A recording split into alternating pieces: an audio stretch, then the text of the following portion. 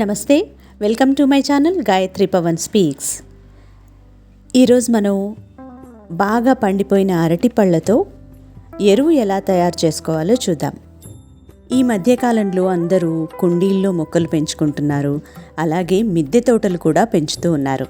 అలాంటి వారి కోసం ఈ వీడియో చాలా బాగా ఉపయోగపడుతుంది.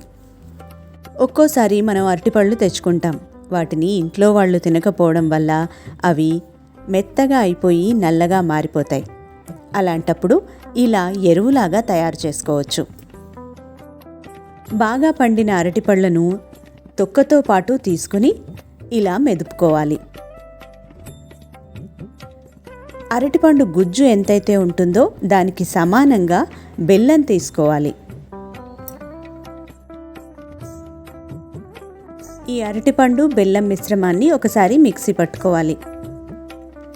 నీళ్లు కలపకపోయినప్పటికీ గుజ్జులాగా తయారవుతుంది. ఈ గుజ్జును ఒక డబ్బాలో వేసుకుని మూత పెట్టి 2 వారాల వరకు అలా ఓ పక్కనుంచుకోవాలి. 2-3 రోజులకు ఒకసారి ఈ మిశ్రమాన్ని కలుపుతూ ఉండాలి.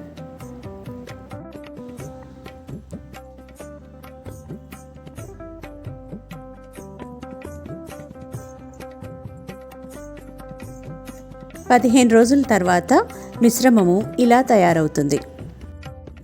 ఇందులో అరటిపండు బెల్లం తప్ప ఇంకేమీ కలపలేదు. మనం ఈ మిశ్రమాన్ని మొక్కలకు ఇవ్వాలనుకున్నప్పుడు దీన్ని ఒక బకెట్లోకి తీసుకొని 1కి 10 రెట్లు నీళ్లు పోసి కలుపుకోవాలి. ఈ మిశ్రమం నీళ్లు కలపకుండా ఉంటే దాదాపు 6 నెలల దాకా పాడవకుండా ఉంటుంది. ఒకేసారి చేసి పక్కన పెట్టుకొని వారానికి ఒకసారి కొంచెం కొంచెంగా నీళ్లు కలుపుతూ మొక్కలకు ఈ మిశ్రమాన్ని మనం అందించవచ్చు. ఇందులో ఉండే పోషకాలు మొక్కల వేర్లకు బలాన్నిస్తాయి. పళ్ళ మొక్కలకైనా పూల మొక్కలకైనా ఈ మిశ్రమాన్ని మనం ఇవ్వచ్చు. ఈ మిశ్రమాన్ని మరీ ఎక్కువగా కాకుండా మొక్కలకు కొంచెం కొంచెంగా ఇవ్వాలి. అలాగే ప్రతిరోజు కాకుండా ప్రతి వారంలో ఒక్కసారి మాత్రమే ఇవ్వాలి.